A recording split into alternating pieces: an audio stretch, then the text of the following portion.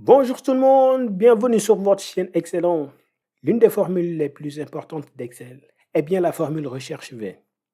Elle a été pendant très longtemps au sommet de la pyramide des fonctions les plus utiles jusqu'à l'avènement de son remplaçant, à savoir recherche X ou XLOOKUP pour les anglophones.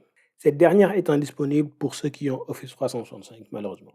Dans cette vidéo, je vais vous montrer 4 raisons pour lesquelles vous devriez définitivement passer à la formule recherche X ou XLOOKUP en anglais.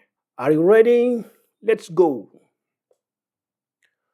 Nous allons commencer par une révision ou apprentissage pour certains de la formule recherche V. Ensuite, je vous parlerai de la nouvelle formule recherche X et de ses avantages. La fonction recherche V contient 4 paramètres. La valeur cherchée, qui est la référence à chercher, comme l'identifiant par exemple, que nous voyons dans notre tableau. Table matrice, qui est la base où l'on doit faire la recherche. Ensuite, numéro index colonne, qui est l'index de la colonne où se trouve la donnée à rapatrier. Et le dernier paramètre, valeur proche. Ce dernier paramètre qui accepte les valeurs vraies ou faux est optionnel.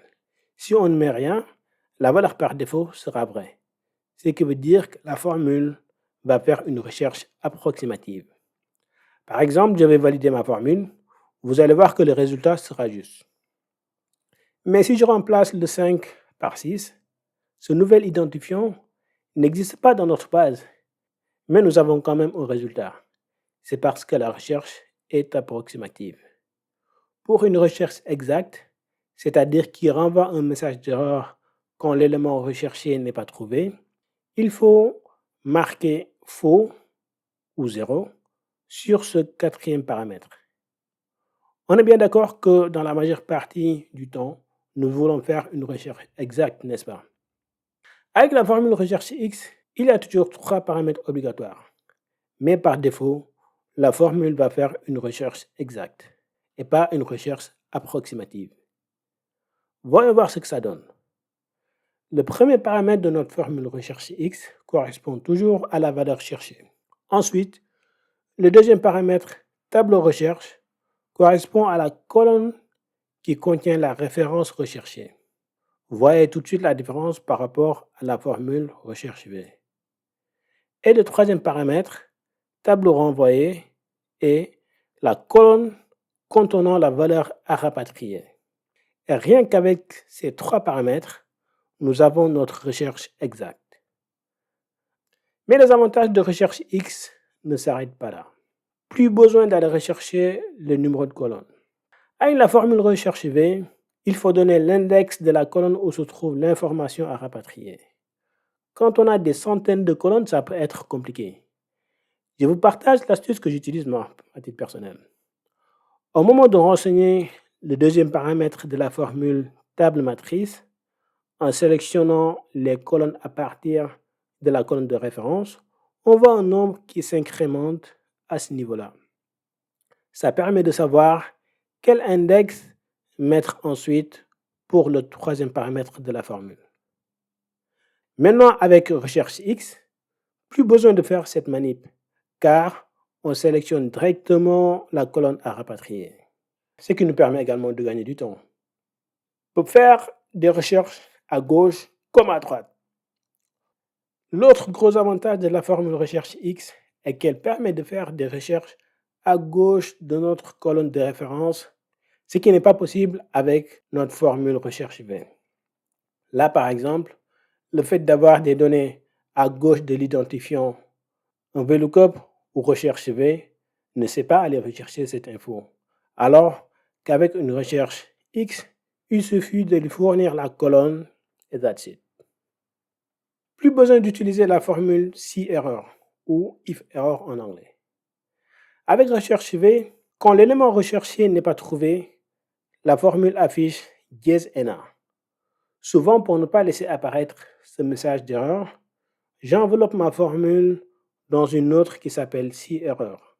Celle-ci permet d'afficher un message ou un nombre si le résultat de ma formule est une erreur.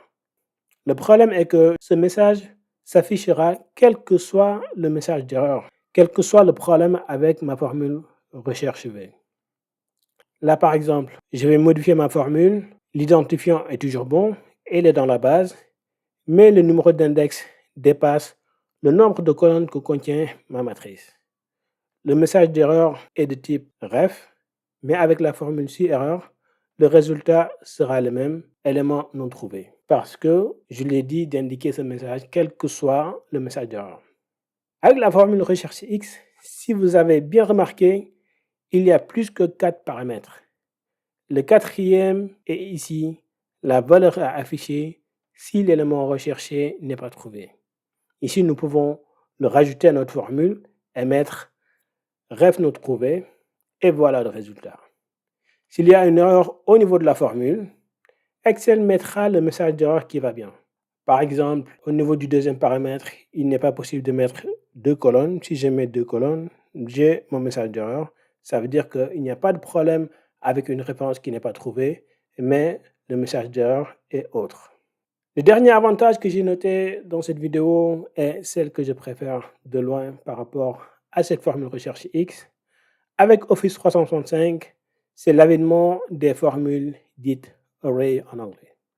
C'est-à-dire que le résultat d'une formule peut être une cellule, mais également une plage de cellules. Et ceci s'applique également à notre formule recherche X. Ainsi, pour rapatrier les informations de plusieurs colonnes, il suffit, au niveau du paramètre tableau renvoyé, de sélectionner plusieurs colonnes à la fois, et voilà. Nous avons plusieurs valeurs rapatriées pour une seule formule. Le seul truc, c'est qu'il faut que les colonnes soient adjacentes. Pour travailler avec des colonnes qui ne seraient pas adjacentes, on pourrait utiliser cette technique dans le troisième paramètre qui est ici tableau renvoyé. On va sélectionner la première colonne. Ensuite, on va utiliser le signe de la concaténation qui est le est. Et on prend l'autre colonne qu'on voudrait rajouter. Là, en faisant ça, on voit que dans le résultat, on a le nom, Salut Ndoye, et la ville, Anthony. On pourrait séparer ces paramètres-là avec du texte, par exemple en mettant un slash, et on remet encore le signe de la concaténation, et on voit le résultat. Ça, ce serait l'une des options si on voulait rapatrier des colonnes qui ne seraient pas adjacentes. À présent, vous êtes un as de la formule recherche X. Pour être honnête avec vous, il m'arrive toujours d'utiliser la formule recherche V ou VLOOKUP. Car si on veut rapatrier des colonnes de façon dynamique, je combine souvent mon VLOOKUP avec une formule match, ce qui ne marche pas de la même façon avec la formule recherche X. Je vous en parlerai peut-être dans une autre vidéo. En attendant, si vous n'êtes pas encore abonné sur ma chaîne, je vous invite à le faire et à liker cette vidéo si vous avez appris quelque chose de nouveau. Alors je vous dis à tantôt sur votre chaîne Excellent.